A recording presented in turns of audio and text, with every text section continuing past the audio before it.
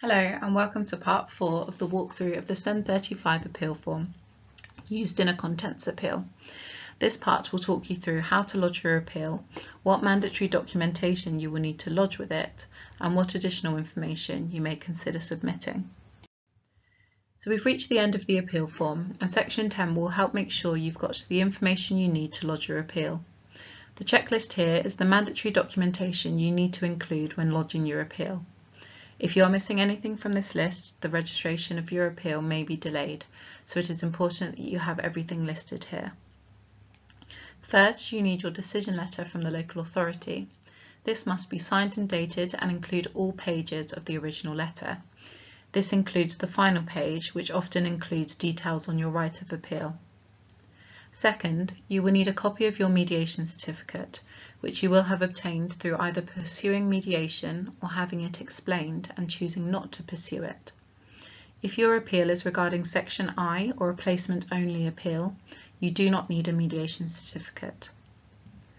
Third, you will need your reasons for appeal, which we talked through in video 2. This may be contained within this section of the appeal form or in your additional document or addendum to appeal form. If you have written this on a separate document or sheet, don't forget to attach this when you lodge the appeal. Fourth, you will also need to provide a copy of your child or young person's EHC plan, including all the documents referenced in section K. Finally, you will need to ensure that the appeal form has been signed and dated, which you will include in section 11. Once you have all of these documents, you can finally look at lodging your appeal. An additional section appears at the end of the appeal form, section 12, which provides a table for you to fill in any attached evidence that you are submitting. You do not need to send all evidence with your appeal form, as there will be an opportunity to send this in once it is lodged. This is particularly useful if you are close to your deadline and do not have time to get all your evidence in. If this is the case, it's essential that you submit the required documents to lodge your appeal, and you will then be able to send in any additional evidence at a later point. So how do you actually lodge your appeal? There are two ways to do this.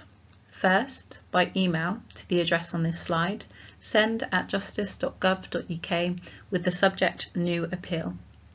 Email is the preferred method of communication for the tribunal, and when appeals are sent in by email, you receive an auto-response to confirm its receipt.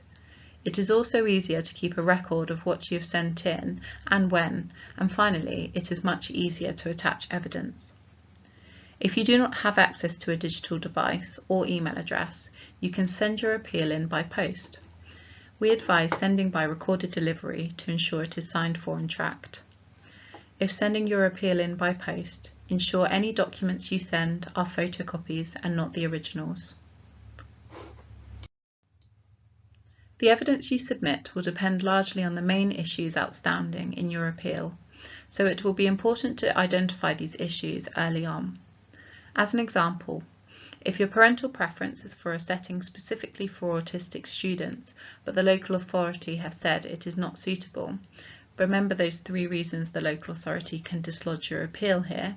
Your evidence would therefore be around demonstrating your child's ASC diagnosis, highlighting the school's cohort of pupils and SEN supported, and demonstrating why it is suitable and the local authority's setting is not. A good way to think about evidence is splitting it into 3 areas: SEN, provision, and placement. There will of course be crossover between the 3, but if you can think about the outstanding issues in all 3 areas and find evidence to support all issues, that is a good place to start. In the video description, there is a link to our guidance document on appealing against the setting named in an EHCP. You will find further examples of evidence there and also a template document to help you structure your reasons for appeal. That brings us to the end of our appeal form walkthrough for a contents appeal, or sections B, F and I.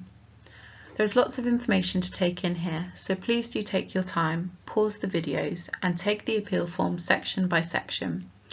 You can use this slide as a helpful reminder of the key points to remember. If you have any questions or feel you need further support, please get in touch with us. Thank you for listening, and please find our contact details for the relevant SENDIAS service local to your area on this slide.